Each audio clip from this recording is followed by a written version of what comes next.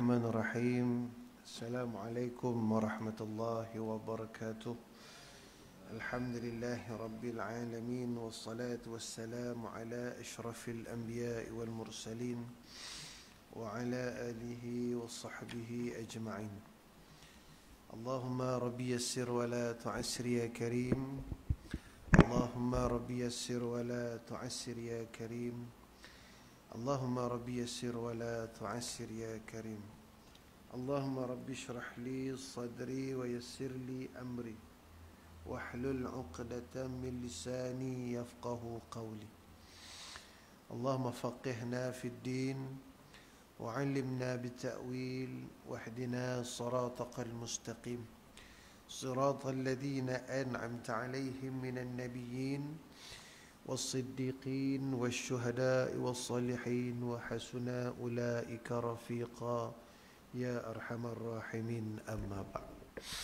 Syukur kepada Allah Subhanahu wa taala, tuan-tuan, puan-puan, tuan-tuan haji, puan-puan hajah, tuan-tuan guru, kiai yang berada bersama dengan kita pada malam ini. Yang saya muliakan guru kita Ustaz Sairan. Guru kita kena ikram.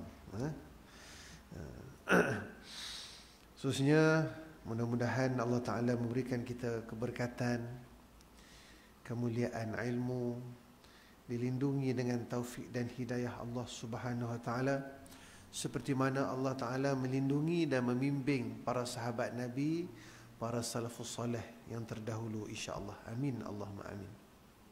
Tuan-tuan yang dirahmati Allah Ta'ala, hari ini kita akan sambung dalam bab martabat ilmu, bab yang ketiga tentang adab-adab menuntut ilmu, yang mana kita telah baca itu hari adab-adab dan hak-hak ilmu.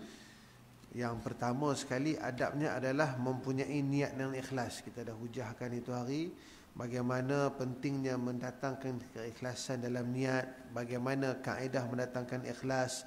Yang kedua adalah adab orang menuntut ilmu ni kena menyibukkan diri untuk membersihkan jiwa dan raga dia daripada benda yang merosakkan. Kita dah bahaskan bagaimana kaedah pertama, kaedah kedua, bagaimana zuhudnya, pentingnya menghadirkan diri. Yang ketiga adalah adab merendahkan diri dengan guru. Merendahkan diri dengan guru.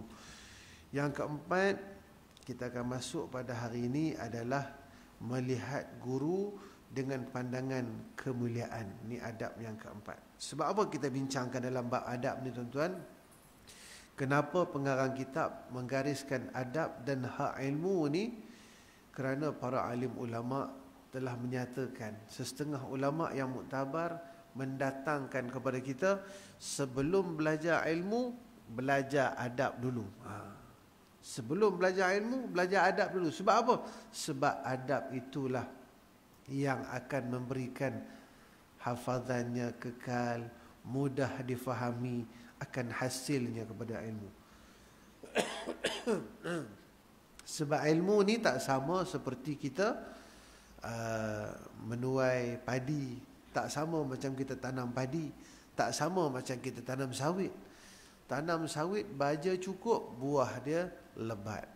Tanam padi, jaga racun elok, padinya lebat. Tapi ilmu ni, lebat mana sekalipun baja, berapa puluh kilo sekalipun baja, banyak mana kitab yang kita belajar, tapi hak yang paling utama adab. Kalau tak jaga adab, maka buah dia, yakni hasil daripada ilmu, tak akan dapat. Sebab itulah kadang-kadang kita tengok anak-anak kita, anak-anak yang telah belajar macam-macam ilmu, dah berbelas-belas tahun belajar ilmu, tuntut ilmu di pondok ni, tuntut ilmu di sekolah ni, masuk universiti ni, tapi bila kita tengok buahnya tak ada. Buah dia apa? Akhlak pada ilmu tak ada. Dia pandai, boleh kerja besar, tapi sombongnya dengan kerja. Dia pandai, gaji besar, tapi takaburnya dengan gaji yang besar. Tapi kita tengok orang ni, gaji dia sederhana, tapi rendah diri dia kepada Allah, hormat dia pada orang tua, belah ihsan pada ibu bapa dia, sehingga kan 9 orang anak ni contoh. Nanti ada orang anak 9 dia terasa tak, ni contoh. Sebab beritahu kata ramainya anak 9 orang. Doktor ada, engineer ada, profesor ada, lawyer ada, lawyer buruk pun ramai. Tapi ada seorang ni kerja kampung, nyawik je kerja dia. Dia noreh getah je yang bapa dia tinggalkan tu. Kan duduk kampung, rumah bapa tak mampu nak beli rumah sendiri. Abang-abang kerja besar-besar, gaji besar, kereta besar, rumah besar, pangkat besar, makan pun besar. Orang semua besar-besar, bini pun besar. Haji teringat kat bini dia lah tu. Terima kasih Haji. Makan pun besar. Alhamdulillah. Minum pun besar. Minum air kosong je. Tetapi tak dapat jaga ayah dia. Masjid tak nampak jalan. Ni cerita tak nampak jalan ke masjid. Kereta besar tapi tak boleh parking kat masjid sebab kereta dia besar sangat. Salah juga tu. Gaji besar, dia kata duit dia besar, tak boleh masuk tabung masjid. Tapi ni yang kerja sawit ni, gaji kecil, sebab tu dia boleh masuk tabung masjid. Sebab tabung masjid lubang dia kecil, duit dia kecil, dia boleh masuk. Sebab apa jadi macam tu? Sebab dia jaga adab ilmu, maka dia datang hasil dia ilmu tu, buah dia adalah akhlak dia, faham dia, zuhud dia. Maka yang keempat malam ni kita akan bincangkan adalah adab menuntut ilmu. Yang keempat, melihat guru dengan pandangan kemuliaan. InsyaAllah keempat dan kelima insyaAllah. Baik, kata pengarang kitab, adab yang keempat menuntut ilmu adalah melihat guru dengan pandangan kemuliaan. Bismillahirrahmanirrahim. Setengah kemuliaan ilmu itu adalah memuliakan gurunya. Di antara beberapa perkara nak muliakan ilmu adalah dengan cara memuliakan gurunya. Oleh itu, hendaklah penuntut ilmu itu melihat kepada gurunya dengan penglihatan penghormatan. Yang kedua, meyakini ilmu gurunya. Yang ketiga, menjaga hak-hak gurunya. Yang keempat, bersungguh-sungguh hormat gurunya. Dia bersungguh hormat guru. Ada orang depan guru dia hormat, belakang guru dia mengumpat. Ada. Maka hilang berkat ilmu. Kerana semua ini akan lebih mendekatkan dirinya dan memudahkan dia mengambil manfaat daripada apa yang telah dipelajari dan didengari daripada gurunya. Kata Sayyidina Ali karamallahu wajhah. Sayyidina Ali kata apa? Sayyidina Ali ni orang bijak dah. Kalau nak ikut kita bandingkan Rasulullah tu gedung ilmu, Sayyidina Ali ni pintu nak masuk gedung. Bijak dah. Tapi Sayyidina Ali kata apa? Sayyidina Ali kata, aku sedia menjadi hamba kepada orang yang mengajarkan aku satu huruf. Satu huruf, bukan satu perkataan. Haji, Majid, tu dua perkataan. Haji tu, Majid tu dua perkataan. Ni satu huruf. H, alif. Kata Sayyidina Ali, kalau dia mengajar satu huruf pun, dia sanggup menjadi hamba kepada orang mengajar. Apatah lagi kalau mengajarkan dalam satu bab hal urusan agama dan sebagainya. Itu baru cerita satu huruf. Banyak-banyak masjid dalam negeri Johor, masjid kita ni paling beruntung. Aircon mahal, sejuk. Hari ni dah 3 kali spray buat semput, jadi sejuk. Jadi siapa yang pakai baju sejuk ni semua ahli kelab semput lah tuan-tuan. Tapi sejuk-sejuk pun seronok kan. Kita ni susah, sejuk sangat pun marah tu imam, panas sangat pun marah tu imam, semua marah tu imam. Itu hari cerah sangat pun marah, tutup lampu kan. Gelap sangat pun marah. Manusia kan, serba tak selesa. Itulah kita korban kat dunia ni sebab nak dapat syurga. Syurga semua rasa selesa. Hak kategori suka aircon, kalau duduk syurga, pasanglah berapa kuat aircon. Hak kategori tak suka aircon, angin saja, kau pasanglah angin. Rasa nak depan syurga dia ada pantai, bukan dekat pantai. Semua pantai ada. Dengan hak orang menari kat pantai ada, semua halal waktu tu.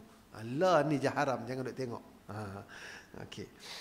Baik, kata Sayyidina Ali, dia sanggup menghambakan diri orang yang ajarkan dia walaupun satu huruf. Tu kata Sayyidina Ali, hebat. Kata Imam Ar-Rabi'. Imam Ar-Rabi' kata, Imam Ar-Rabi' ni anak murid Imam Syafi'i, imam yang 4. Maksud dia, Imam Rabi' ni anak murid Syafi'i yang 4 ni hebat-hebat dah. tok guru dah kalau ada zaman sekarang dah.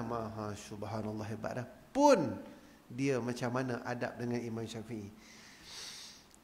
Imam Rabi' kata, aku tak berani menegur air sedangkan guruku Imam Syafi'i memandang kepadaku kerana rasa gerunnya kami kepada Imam Syafi'i.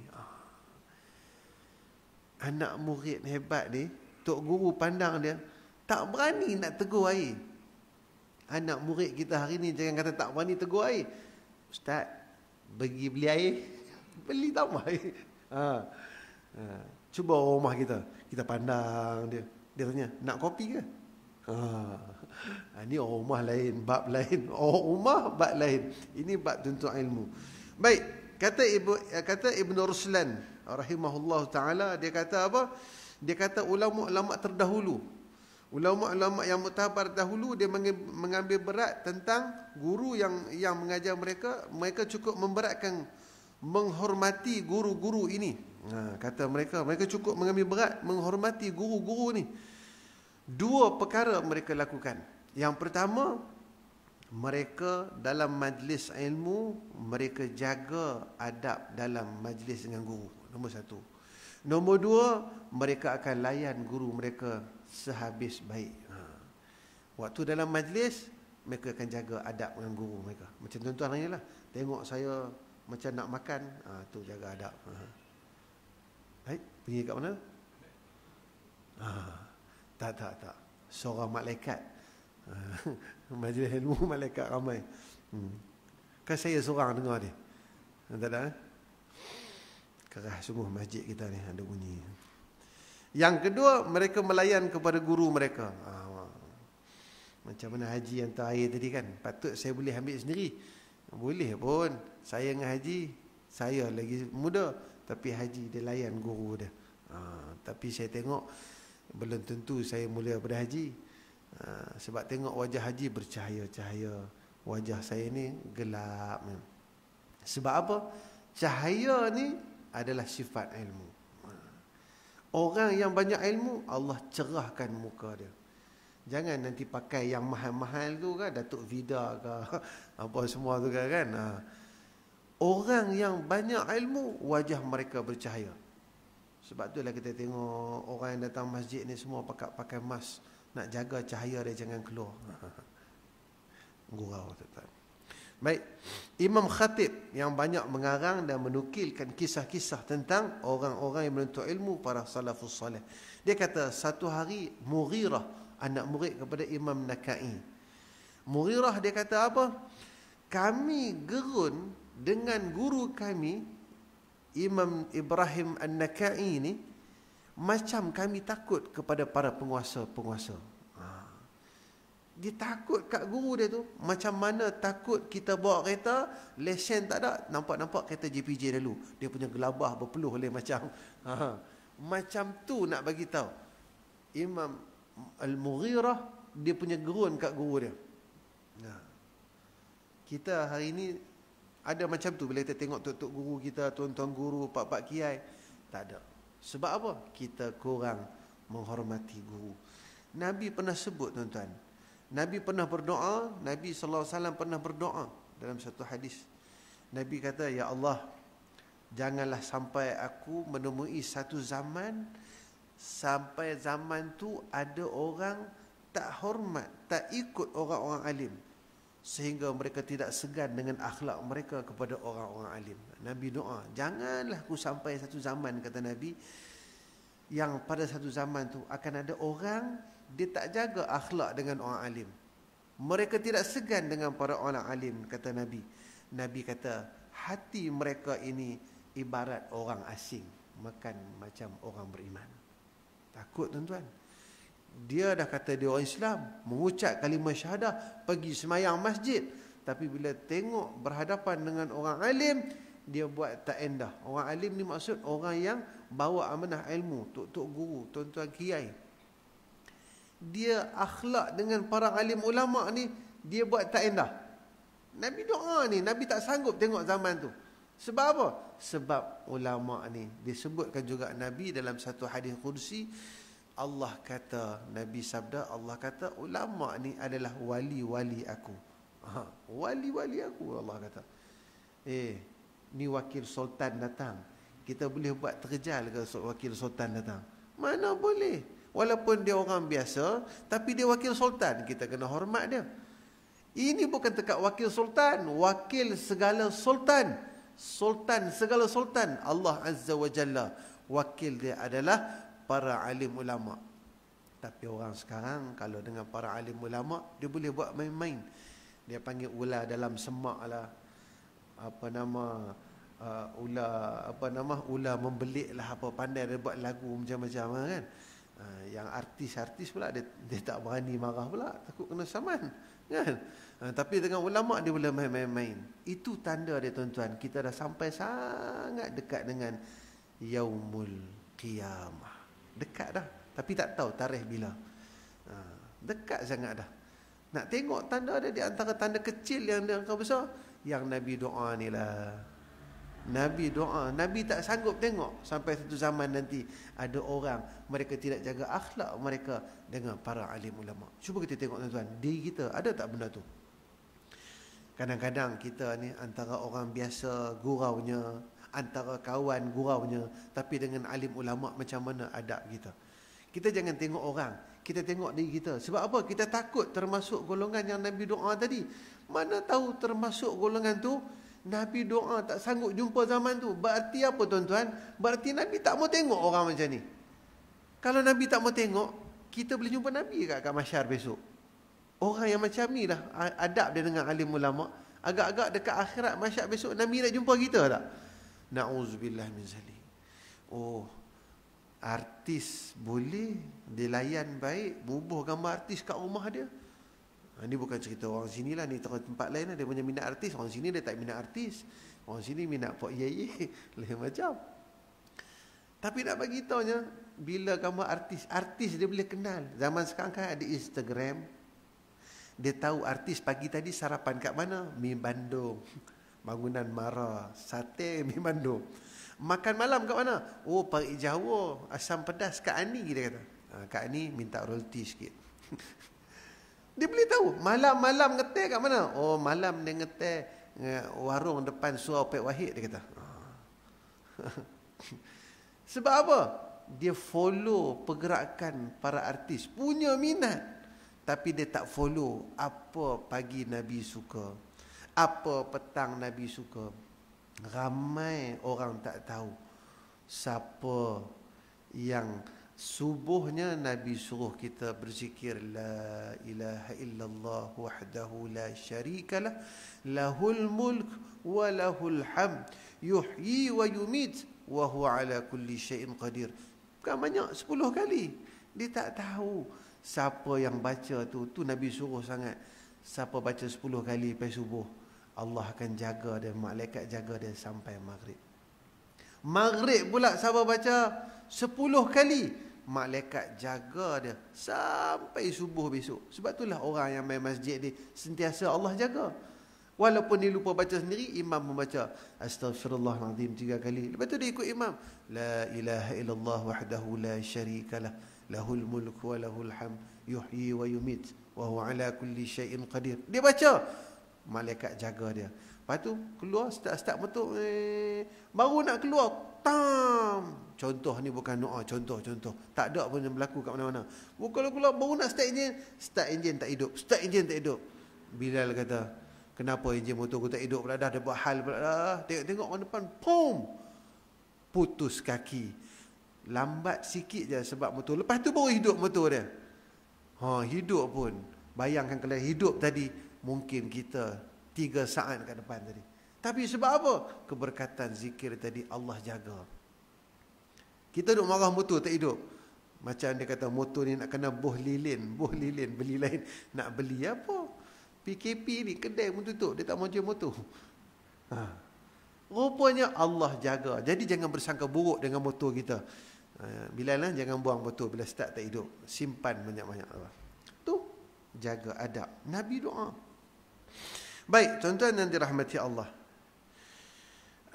Banyak ni cerita-cerita yang lain-lain tuan-tuan. Cerita yang masyhur yang tuan-tuan tahu adalah bagaimana Imam Syafi'i dia mengikram, menghormati Imam Malik waktu dia belajar dengan Imam Malik, dia tak berani nak buka helai sebelah. Sebab apa? Hormat Imam Malik tengah baca kitab.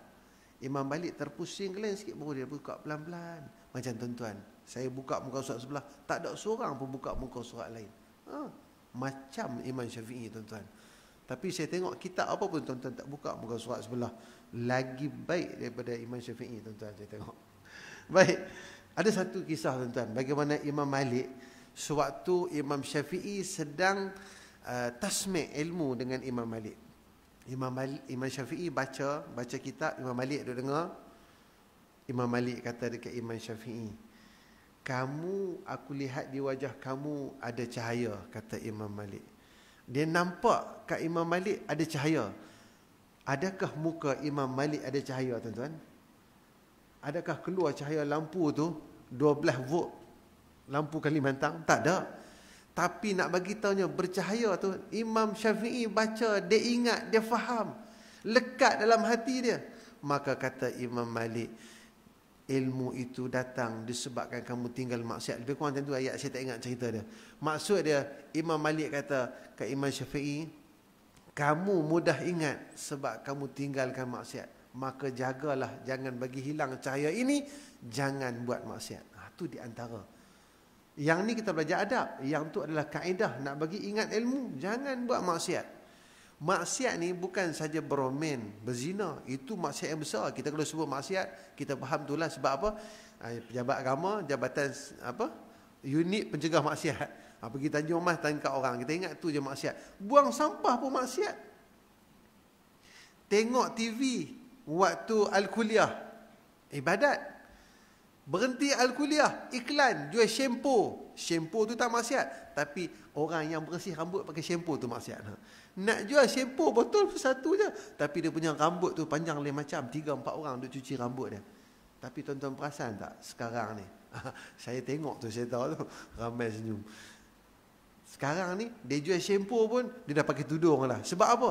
Sebab orang Malaysia dah ramai nak kepada agama. Kalau dia jual shampoo lagi, dia tunjuk rambut lagi, orang tak mau beli dah. Itu bagusnya. Bagusnya bila ramai orang faham agama, dengan sendirinya iklan pun dah ada berbentuk macam tu. Tuan-tuan tengok artis sekarang. Semua, majoriti lah, bukan kata semua, ada lagi yang tak pakai tudung. Tapi ramai dah pakai tudung. Artis pun nak cari calon suami, dia cari ustaz-ustaz. Siap baik lagi. Piuris tu dia melamar Nilofa. Kalau tidak, saya rasa boleh hantar permohonan. Gurau Baik, tu yang keempat tuan-tuan, menghormati guru dengan memuliakan dia. Yang kelima, apa adab dengan ilmu ni tuan-tuan? Yang kelima kata pengarang kitab Bismillahirrahmanirrahim, yang kelima, membersihkan hati daripada sebarang kelakuan yang tidak baik.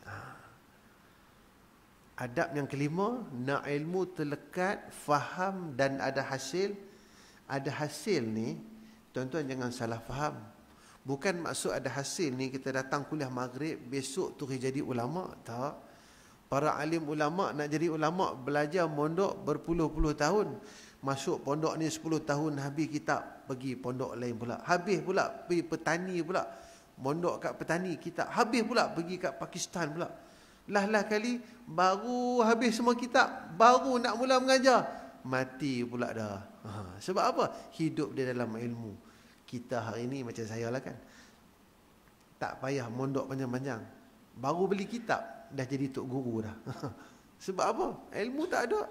Tapi kita tengok tok-tok guru pondok, subhanallah, cakap mereka sepatah dua je, tapi kefahaman yang jatuh dalam hati kita, perubahan yang jatuh dalam jiwa kita, sampai kadang-kadang mengubah adab dan akhlak kita.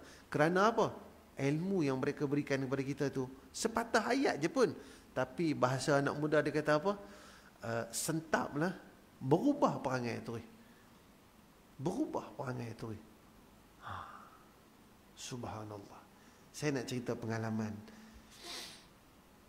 dengan Tuan Guru Haji Hasbullah, Ustaz Hasbullah, Baik Jawa. Ada seorang sahabat saya, tak mau cerita daripada mana lah. Dia kata, saya ni ada masalah, dia kata nak tanya, nak rujuk kat mana?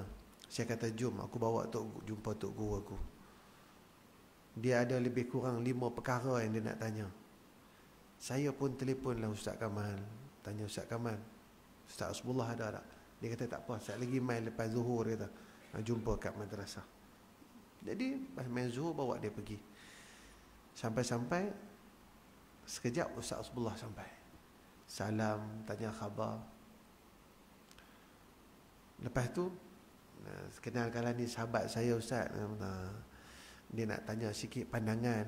Ustaz Hasbullah cara dia lah senyum. Nak cakap apa saya pun tak tahu, dia kata. Yalah. Tengok merendah dirinya orang ilmu ni. Lepas tu sahabat dia pun bagi salam, kata ni saya datang ni nak minta pandangan Ustaz.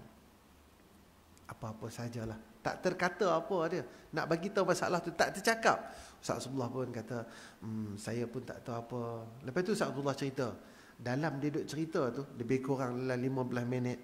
5 soalan yang sahabat tadi nak tanya, semua terjawab. Yang dia cerita 15 minit tu adalah 5 perkara yang sahabat saya ni nak tanya. Datang jauh daripada Johor Bahru. Tuan-tuan, tunggu dekat 2 jam. Datang jalan, ziarah, singgah rumah, minum, pergi sampai lebih kurang 2 jam lah nak jumpa Tok Guru. Sampai lepas Johor, tak sempat tanya. 5 soalan, semua terjawab. Seolah-olah macam dah bagi awal dah soalan tu apa. Mana datangnya ilham Ustaz Hasbullah nak cakap macam tu? Daripada Allah Ta'ala kepada para wali-wali mereka. Sebab itulah jangan main-main tuan-tuan. Dekat Kedah ada seorang Pak Wali, Pak Sumit. Kan? Pilah jumpa. Bukan kita pergi sembah dia. Kita orang Islam bukan sembah manusia. Tapi kita berjumpa dengan para wali Allah, orang saleh, kerana kita cintakan Nabi SAW. Para wali Allah ni mereka adalah, para ulama ni mereka adalah waris para Nabi SAW. Dah masuk lah? Dah belum. Baik, yang kelima, adab dia adalah membersihkan hati. Kata pengarang kitab, sepatutnya penuntut ilmu itu membersihkan hatinya daripada sebarang perkara yang tidak baik. Orang nak menuntut ilmu, dia kena bersih hati daripada perkara yang tidak baik. Agar supaya ilmu itu dapat mudah difaham, mudah dihafal dan diambil hasilnya. Sebab apa nak kena bersihkan hati? Agar dia mudah faham, dapat hafal ilmu dan ada hasil dia. Hasil dia bukan duit, tapi hasil dia adalah akhlak, keberkatan hidup, ketenangan jiwa, seronok, ibadat seronok, maksiat dia rasa benci. Itu hasil daripada ilmu. Kata Imam Al-Ghazali rahimahullahu ta'ala, pendek cerita daripada ayat ni tuan-tuan, sebab panjang, sebab dah dekat nak isyak. Imam Ghazali kata, hati adalah tempat duduknya para malaikat. Imam Ghazali kata, hati tempat duduknya para malaikat. Sekiranya hati dipenuhi dengan syahwat yang haram, hasad dan dengki, sombong, rasa kagum diri, maka hati itu, kata Imam Ghazali, seperti anjing yang menyalak. Mana mungkin, kata Imam Ghazali, malaikat akan duduk tempat anjing yang sedang menyalak. Ini kata Imam Ghazali tuan-tuan, bukan ayat Quran. Imam Ghazali kata apa? Hati ni adalah tempat duduk malaikat. Maksud dia, dekat sinilah nak dibisikkan benda baik, dekat sinilah nak bentuk hati kita, nak bentuk diri kita. Dekat hati malaikat duduk bisikkan benda baik, ajak buat benda baik. Tapi takkan ada orang bisik benda baik kalau hati itu penuh dengan hasad, dengki, sombong, penuh dengan syahwat yang haram yang disebut Imam Ghazali tadi. Sebab itulah orang kalau dia tinggalkan hasad dengki, dia tinggalkan syahwat yang haram, dia tinggalkan perkara yang disebutkan tadi, bila malam nak tidur dia sebut, pagi ni pukul 4, ya Allah aku teringin nak bangun tahajud. Sedar tak kunci jam. Ya Allah pagi esok, ya Allah aku nak bangun 4.30, ya Allah. 4.30 jaga. Letih sangat ni jaga 4.30. Dia bangkit duduk atas katil, duduk zikir apa semua. Tapi cuba tengok, hari tu siang kita penuh dengan maksiat. Jumpa kawan, ngeteng, ngumpat orang sana. hak orang kita ambil. Malam tu cuba-cuba terlintas rasa nak bangun 4 pagi, bangun 9 tahajud. Tak jaga. Malaikat tak tolong kejut. Sebab apa? Malaikat tak duduk dalam hati yang penuh dengan hasad, dengki, sombong, riak dan syahwat yang haram. Kalau tak percaya, cuba flashback balik zaman kita muda dulu dengan zaman sekarang kita ahli masjid ni. Amin. Allahumma amin. Masuk insya Allah ke, Imam? Dah. Belum, 2 minit lagi. 3 minit lagi. Ulama berselisih pendapat. Ada kata 2, ada kata 3. Itu kata Imam Al-Ghazali. Tak, betul. Tuan-tuan cuba cek balik diri kita tengok. Waktu zaman kita dulu, yang siang hari kita dikelilingi dengan maksiat. Walaupun kita tak buat, tapi kita bersahabat dengan maksiat. Sahabat maksiat ni maksudnya maksiat di sebelah kita, kawan dengan orang yang buat maksiat. Kita suka pada maksiat. Kita tak buat, tapi kita suka. Cuba tengok malamnya kita macam mana. Jangan kata tahajud, Aisyah pun kadang-kadang tak sempat, kadang-kadang tak buat langsung. Tapi hari ini alhamdulillah, cuba tengok apa yang kita dapat setelah kita jaga hati dibuang dengan hasad, hati dibuang dengan dengki, hati dibuang dengan syahwat yang haram. Macam mana minat yang ada pada kita. Sebut saja sembahyang jemaah, seronok nak datang. Dengar je azan, seronok nak datang. Dengar je majlis ilmu, seronok nak duduk. Tapi kalau dulu, contohlah orang lain. Itu ni antara perumpamaan.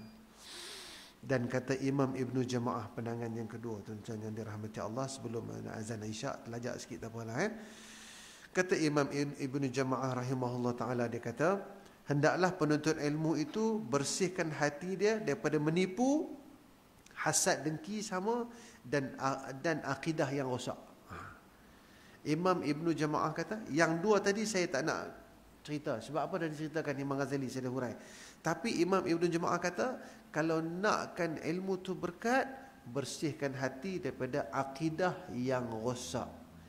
Jangan duk pergi belajar benda-benda yang tak betul. Jangan duk pergi sembahyang kiblat menghadap gua. Jangan duk pergi kata ni berubat ke mana ni? Ni berubat dengan para wali. Ni berubat apa ni? Ni yang masuk siapa ni? Dia kata wali-wali masuk. Wali-wali masuk mana? Wali masuk. Roh tu di sisi Allah. Wallahu alam, kita tak tahu. Pandai-pandai dia sebut, ni roh Nabi Musa. Jangan kata ni roh Firaun, dia kata lagi dahsyat. Ada ni orang Melayu kita ni. Minta maaf bagi siapa yang dengar. Nak bagi tahu. Saya rasa tak perlu minta maaf, ni adalah daripada Allah Taala. Benda tu semua tak betul. Kita diikut apa?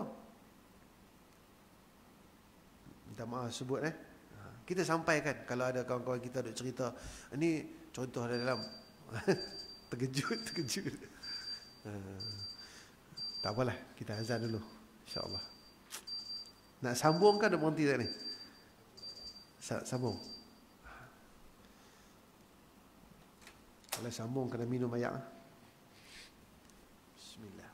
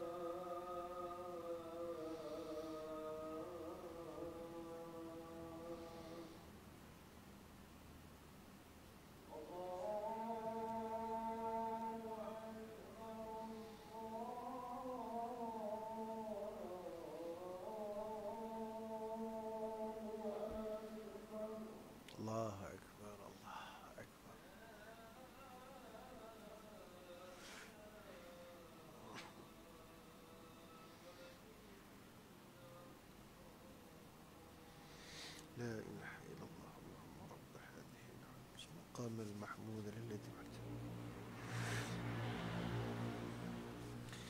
Allahumma salli ala Sayyidina Muhammad wa ala ali Sayyidina Muhammad. Tuan-tuan, pendeknya sebab nak sambung insya-Allah ya. Kata Imam Ibn Jamaah tadi, kita kena betulkan akidah kita. Nak betul akidah ni, datang masjid kena belajar lah. Pergi pondok kena belajar. Jangan kata usia kita dah 60 tahun, 70 tahun tak boleh pergi pondok. Pergilah pondok-pondok mana. Mungkin dekat kita sini ada tempat yang pondok yang macam kat Simpang Baba, yang disebut duduk mondok, duduk dadah kitab. Betulkan akidah ni adalah ketauhidan kita kepada Allah. Jadi pendek cerita macam tu, rasa semua faham lah. Khususnya macam mana nak bersihkan hati? Bersihkan hati dengan tinggalkan maksiat tadi. Memang tinggal maksiat ni tak payah cerita panjang. Semua benda yang Allah tak bagi, jangan buat. Tu dia maksud dia. Kalau buat, cepat-cepat bertaubat.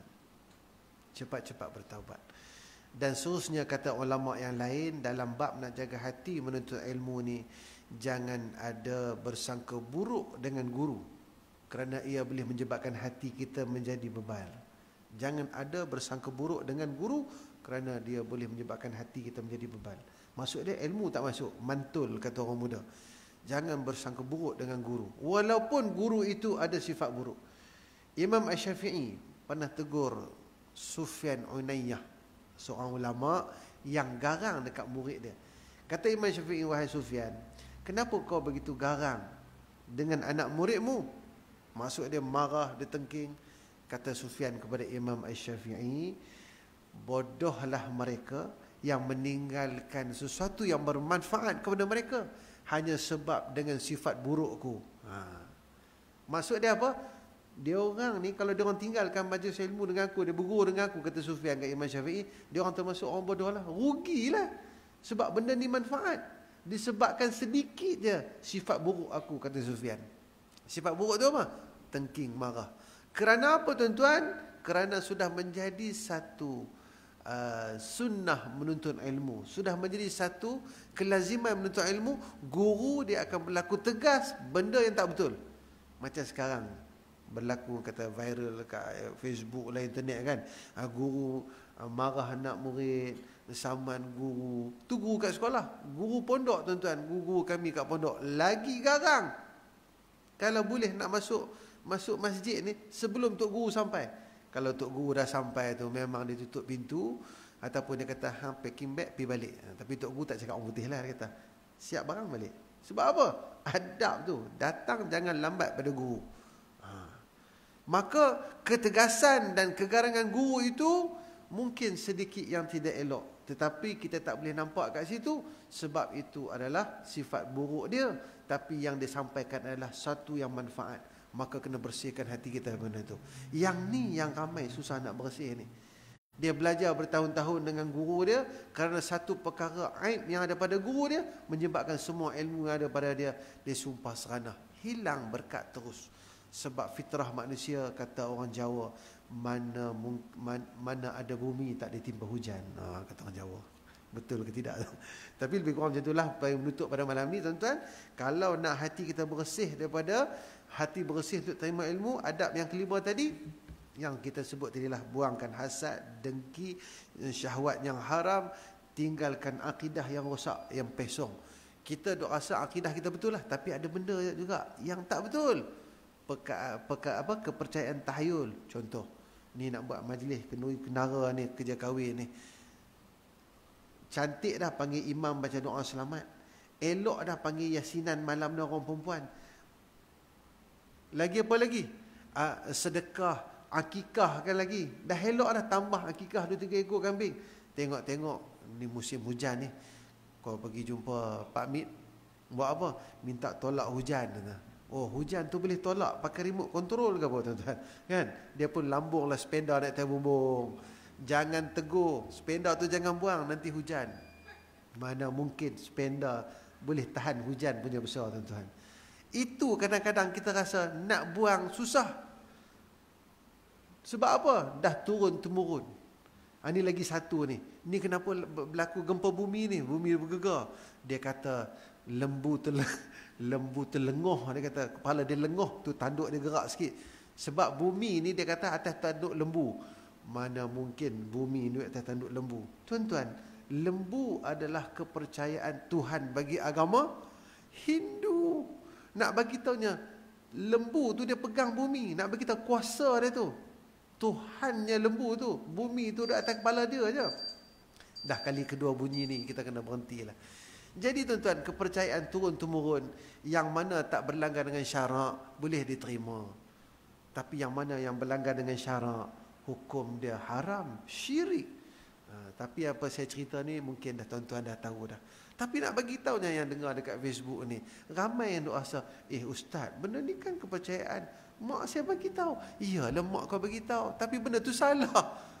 Mana boleh bumi duduk atas tanduk lembu? Kenapa tak bubuh atas tanduk dinosaur lagi berat? Wallahu a'lam. Jadi cukup sekadar ini tuan-tuan. Minta maaf lah gurau apa sebagainya. Niat saya nak perbetulkan yang salah kita tinggalkan, ambil yang benar. Mudah-mudahan ilmu kita belajar berkat dan menjadi saksi di hadapan Allah.